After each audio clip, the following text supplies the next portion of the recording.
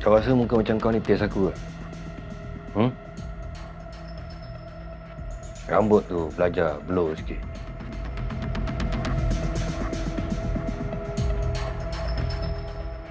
Kau pun satu. Makan tu kurang sikit. Aku tak suka rebab-rebab macam ni.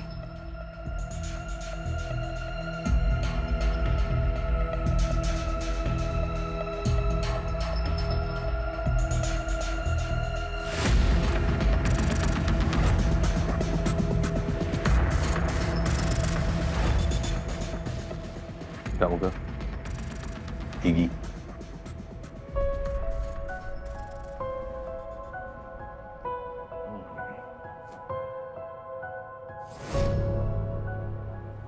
Hantar bilik aku.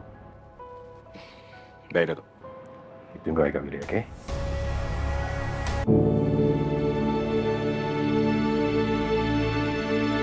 Diana, kita dah together 2 years.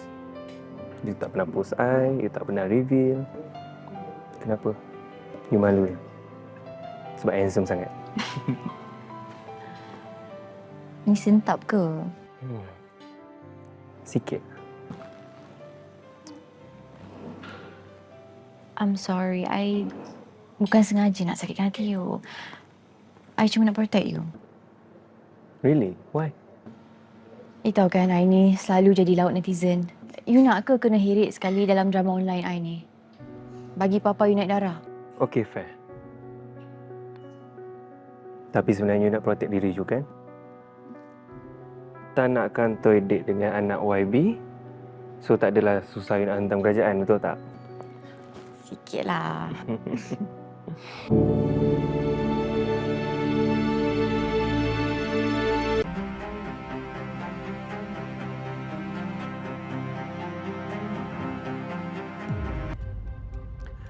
Mana rasa dia tak perasan tu, Pak? Tak perasan apa? Melayu, India, Cina. Tengok kelibat aku pun boleh perasan. Aku ni YB. Takkan anak sendiri pun tak perasan aku.